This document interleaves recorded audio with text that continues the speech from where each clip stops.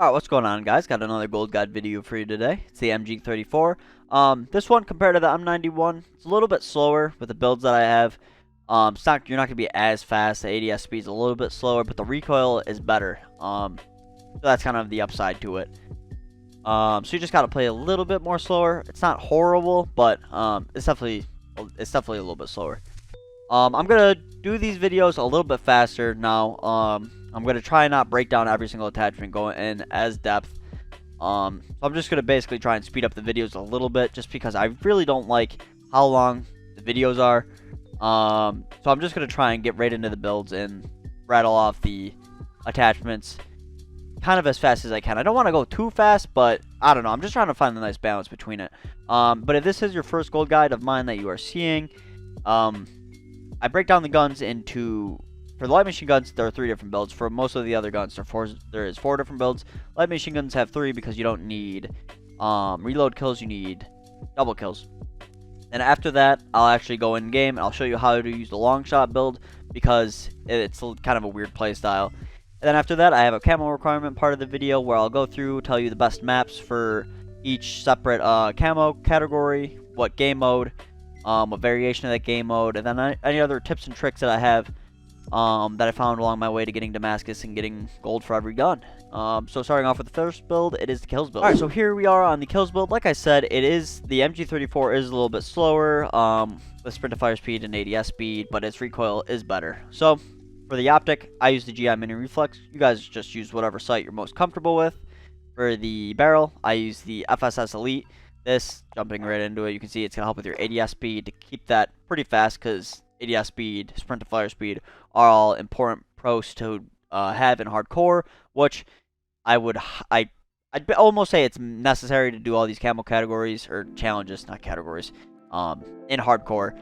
For the past 3 or so Call of Duties that I've gone for the max camo in, hardcore has always been the way. It's way more efficient than core. I know if you're a core guy, hearing me say play hardcore, you're kind of ignoring it, but trust me, myself, I'm a core player, but I do all these camo categories in hardcore.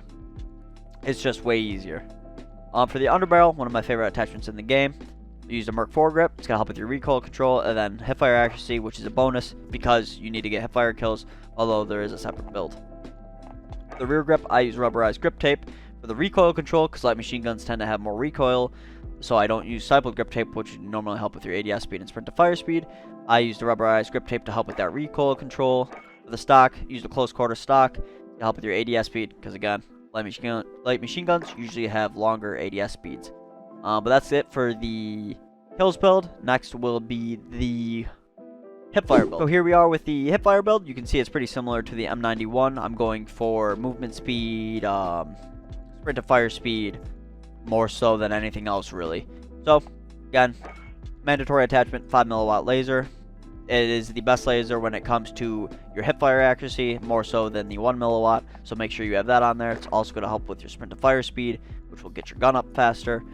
Then use the Merc foregrip. It's the only attachment that helps with your hipfire accuracy, as you can see when I scroll through real quick. So make sure you have that.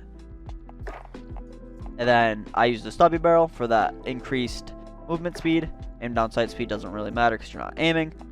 And then I use no stock for the stock because it's going to help with your movement speed. And again, ADS doesn't matter because you're not aiming. Normally I would use for like assault rifles, SMGs, I use extended mags. For this, I'm not because you have I forgot, it's like 50 rounds or something in that drum. You could put on an extended mag, but I prefer to have sleight of hand on because when you equip these bigger mags, your movement speed is reduced. So keeping sleight of hand on, you don't have any con, and it allows you to reload faster. So if you do manage to use all 50 rounds without dying, or however many rounds it is, you still have a fast reload time with sleight of hand, because with that drum, it's a pretty fast reload in general for a light machine gun, and then having sleight of hand just makes it that much faster. But that's it for the kills build, or not the kills build, sorry, the hipfire build. Next is the Longshot. So here we are at the Longshot build. One of the most important things to have for the Longshot build is the smoke grenade, and I'll explain that once I'm in game. But breaking down the actual gun itself, you want to use a thermal sight. Doesn't matter which one. If you don't have either of them, because they are usually later in the gun tree, you can use the night vision scope. It'll do the same exact thing. It'll just be basically green instead of gray. But it'll see through smoke, no problem. And then the two pros that you're basically going for are recoil control and aiming stability. Unfortunately for the barrel, there is nothing that's going to help you with recoil control, so I put on a compensator to help with that. For the underbarrel, the Ranger grip has both recoil control and aiming stability, so you want to be using that. Granulated grip tape for the aiming stability. If the aiming or if the recoil is too much for you, you could put on rubberized grip tape, but again, that's preference. I preferred using aiming stability, which is on the granulated grip tape. And then for the stock, I use the Forge Tack Stalker to make sure that my reticle is just solid. It's not moving barely at all. But that's actually it for all the attachments for the gun. Now I'm going to hop in game and I'll show you exactly how to use this build. Okay, so here we are in game. Before I get too far into this playstyle, the most important thing is that anything I say on this side will apply the exact same down there. So if you're on that wall, everything applies the same if you're on this one, and then vice versa. So the first thing, if you are having trouble getting up on this wall because you jump up before you can ADS, you get shot. That's why you have this smoke grenade equipped. What you want to do, chuck the smoke grenade up over the wall, give it a second to let it fill up that alleyway, mount your gun, and as you can see on the left side of my screen, it's completely blocked, but with your scope, whether it's night vision or thermal, you'll be able to see through that smoke, no problem. So that's basically why you have your sight on, or your thermal sight, or your night vision sight. If you kill a guy on this wall, that is a long shot. If you kill him on this wall, which is, there's 2 or 3 spawns right there, that is also a long shot. If he peeks this corner right here, which on this side is that corner, both of those are long shots. And then for the long shot distance, right about where that grass, you can't really see it right there. Right there, that grass strip is basically where it cuts off from being a long shot to not a long shot. On this side, it's halfway between this box and this wall, so it's somewhere like right there. So again, make sure you're mounted to have one reduced hipfire, or not hipfire, reduced recoil, because with the light machine gun, you're gonna have a decent amount of recoil from the start. But it's also gonna make sure it's gonna increase your aiming stability, which again is that other pro that I said was important. Right now, my hands are off my keyboard and mouse; they're in the air right now. And you can see my reticle is hardly moving whatsoever. That's important because it's going to allow you to win aim fights. If someone peeks the wall, you'll be able to shoot him before he shoots you. And if you have teammates on this wall, if you have better accuracy, you'll be able to kill them, hopefully, before they kill them. That's also important. But I think that's it for really everything, like the playstyle. There isn't anything too crazy. You're just sitting on this wall mounted, trying to kill the guys before they kill you. This is how I got all my mounted and long shot kills. Shoe House was the only new map. Shipment wasn't out, Rust wasn't out. So I had to do everything on Shoe House, and it was pretty quick. I got a lot of my guns this way, and it's still how I get the new guns like the Striker or the Grau.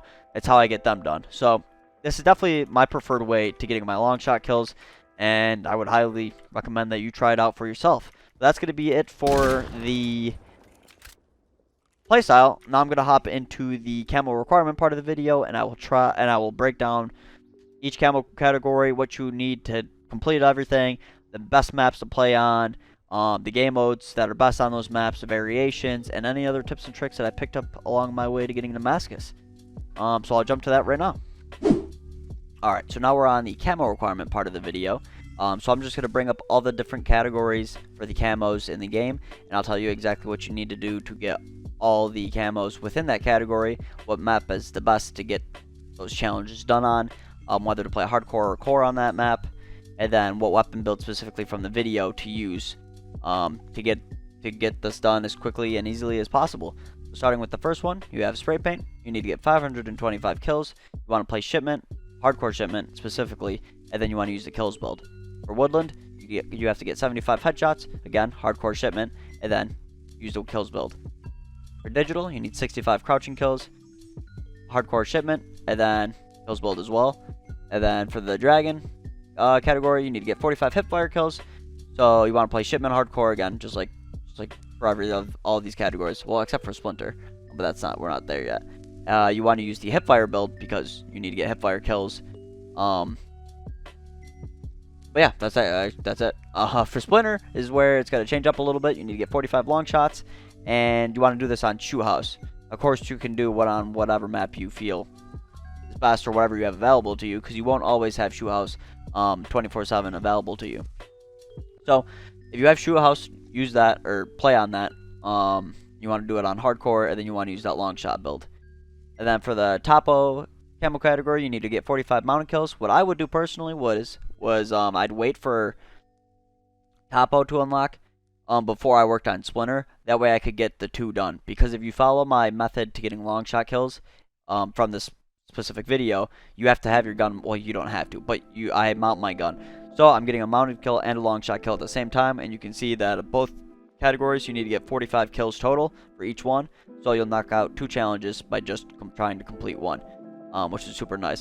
So although for the Topo I say shipment, you could wait, and then you could just play on Shoe House and get both Topo and Splinter at the same time.